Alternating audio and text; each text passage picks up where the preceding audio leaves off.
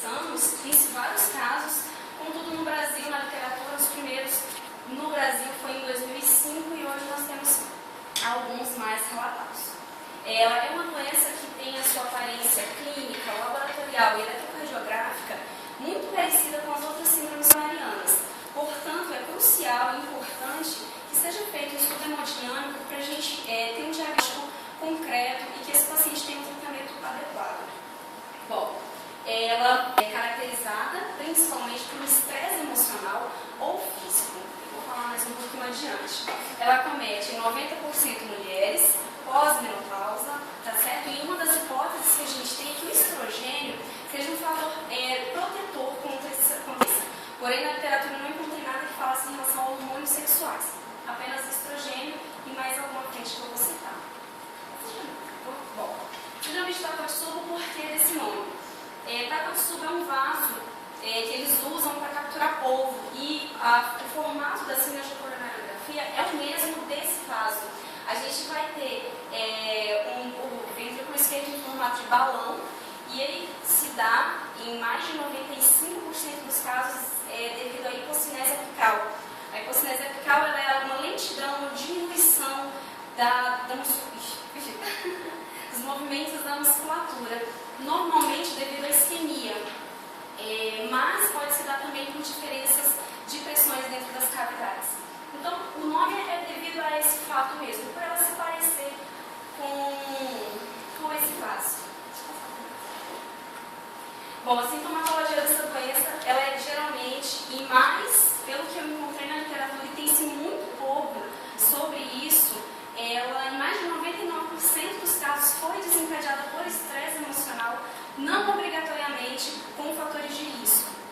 Então, pode ser, na literatura tem perdas financeiras, falecimento de cônjuges, diagnóstico médico trágico, tem um relato em São Paulo de crises convulsivas. O paciente teve 3 crises e ele desenvolveu esse problema, essa síndrome. As manifestações clínicas dela são muito parecidas com as síndromes coronarianas. Súbita dor precordial, dispneia, alteração eletrocardiográfica e dos biomarcadores de necrose miocárdica. É uma alteração muito pequena, mas tem isso também. E as alterações clínicas e epidemiológicas que nós, da equipe de enfermagem, observamos, como normalmente somos quem admitimos esses pacientes, eles vão ter normalmente hipertensão arterial em 41% dos casos, dislipidemia 11%, tabagismo 5%. Pode passar para mim. Então são esses. A gente vai ter principalmente o estresse emocional desse paciente. Gente, eu não sabia que esse negócio fazia isso. Então a gente vai ter o paciente, então ele vai sentir esse cansaço, essa dificuldade e dor. Pode passar, né? Tem-se muito pouco e não se tem um protocolo definido ainda para essa síndrome. E ela é subdiagnosticada em todo mundo por não se ter o conhecimento dela. Esse material que eu peguei, essas referências, eu peguei do protocolo do Hospital Albert Einstein. Alguns hospitais de Brasília estão introduzindo esse protocolo também. Ele tem algumas aparências principais como o guideline da American Heart Association, que a gente vai ter como sintomas dor torácica e dispneia, porém o paciente pode ser assintomático. Evento desencadeador em grande porcentagem de mulheres é estresse emocional ou físico, idade de gênero, principalmente mulheres em pós-menopausa, morfologia. A gente tem, como eu mostrei, um abalamento do ventricular com rápida melhora. Os pacientes observados, eles tiveram melhora em semanas, ou mais tardar em meses, 2 meses, não teve mais. O ECG vai ter uma elevação no segmento ST. Na minha paciente teve uma inversão difusa, eu vou mostrar para vocês, e posteriormente a onda T fica negativa, ou a gente vai ter um prolongamento muito pequeno do intervalo QT. Os marcadores de necrose miocárdica, pequenas elevações, como eu disse, o prognóstico, alta reversibilidade, sem sequelas e baixa taxa de recorrência desse paciente.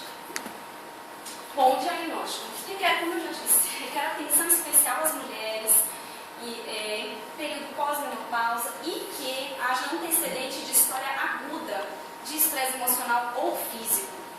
Tá certo?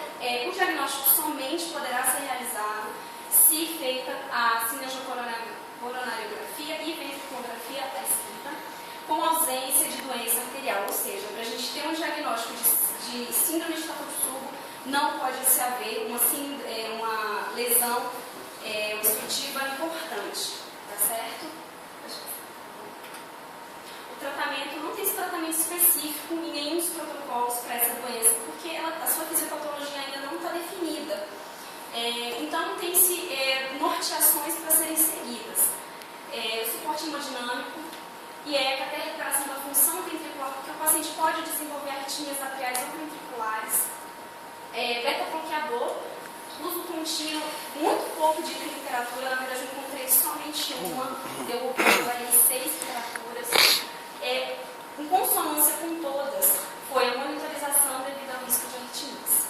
Em todas elas observou que tem que ter uma avaliação contínua desse paciente por desenvolver essa síndrome. Porém, o que eu ressaltei é que não tem como você agir sobre a doença, como a gente faz, por exemplo, com o infarto do miocárdio, para interromper aquele processo. Aqui, a gente pode entrar com a medicação, no caso da minha paciente, a gente entrou com a medicação vasodilatadora, ela estava com IECA, porém, a medicação prioritária foi ansiolítico e antidepressivo.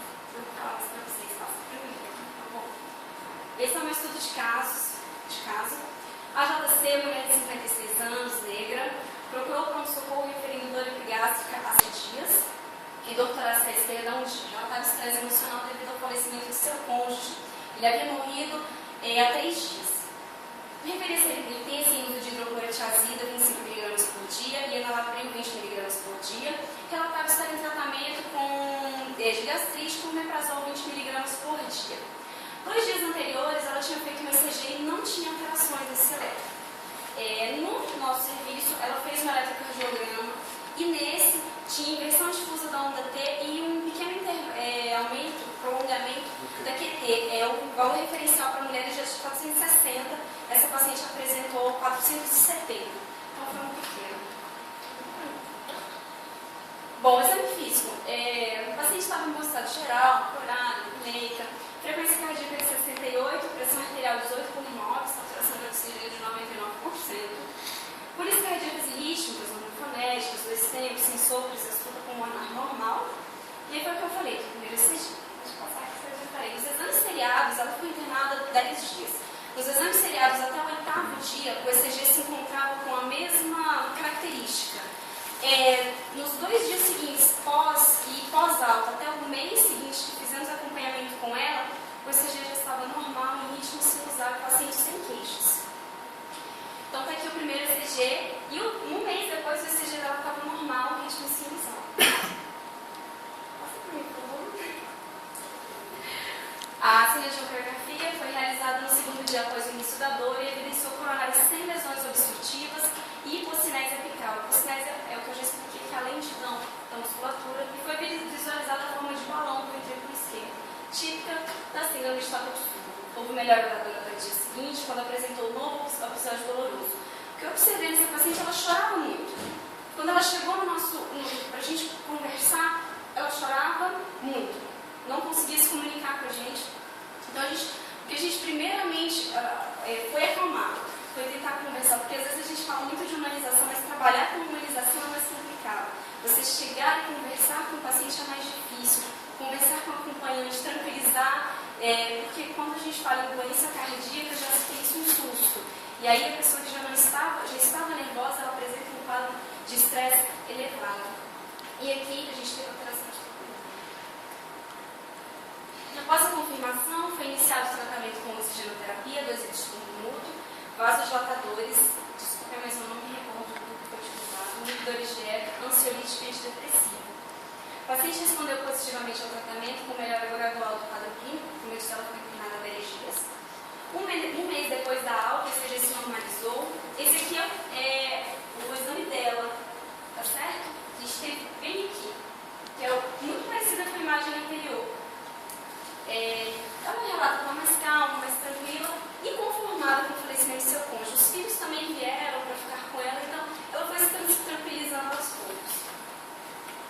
E por fim, já estou terminando, o principal que eu vi em relação aos cuidados de enfermagem foi que, e não só por parte do médico, mas principalmente por parte do enfermeiro que acompanhou ela, dos enfermeiros que acompanharam, e dos técnicos de enfermagem. Eles souberam conversar, principalmente na forma de falar, porque ela era uma paciente com um nível de escolaridade baixo, então foi uma forma de falar adequada, sem delongas e sem... Foi sucinto, uma forma sucinta, porém com explicações adequadas, que ela pudesse entender. As perguntas foram sanadas e, principal, o diagnóstico de enfermagem foi o que a gente tentou tratar a nível de pronto-socorro, e eu observei também nos outros setores, foi a sobrecarga de estresse dessa paciente. Quando eu conversei com ela, ela disse que o nível de estresse dela, em escala de 10 pontos, era 8. E se comparado ao falecimento do seu cônjuge, era 10. Então foi caracterizado por estressores intensos devido ao falecimento do seu cônjuge e recursos financeiros inadequados. Ela estava no Brasil sozinha. Então tudo isso, quando foi agregado à situação, ela acabou desenvolvendo essa síndrome. Uma das hipóteses mais faladas é devido aos aumentos séricos de catecolaminas. E dado esse fato, comparado a um paciente, por exemplo, com um infarto agudo do miocárdio, a gente tem 7 a 34 vezes maior esse valor. Então, no caso dessa paciente, foi a hipótese abordada, foi que teve alteração de noradrenalina plasmática, não tive acesso aos valores, mas teve alteração e um mês depois se normalizou o exame também. Os dois últimos diagnósticos foi mesmo relacionado ao relato de apreensão, nervosismo e tensão aumentada, caracterizado por separação do sistema de apoio, em situação potencialmente estressante devido à sua situação de saúde e ainda não ter os filhos acompanhando. Após a chegada dos filhos, a gente começou a ver que ela ficou mais calma, ficou mais tranquila e, principalmente, ela conseguia dialogar. Porque até então ela se sentia triste. Eu não sei, foi o que ela falou, gente, ela não se sentia feliz.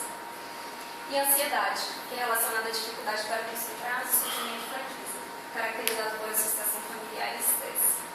Eu tiro como base que prioritariamente deve ser nossa obrigação a gente cuidar de tudo, e do paciente, e dos seus sentimentos. Às vezes a gente não quer se apegar, mas a gente tem que ser humano e ver que às vezes, no caso dessa paciente, foi um momento único, a chance dela ter uma taxa de recorrência é mínima. Como comecei com o médico, eu disse que é mínima ela ter essa taxa de recorrência. Então a grande questão é a conversa, é o diálogo, é o acompanhamento psicológico desse paciente, para que ela volte a ter normalidade de sua vida, enfrentar o luto e ficar melhor depois desse luto. E a frase que eu quero deixar para vocês, a gente não consegue escolher como vai morrer ou quando iremos. Você consegue apenas decidir como você vai morrer. Agora, o Andrés, ele é um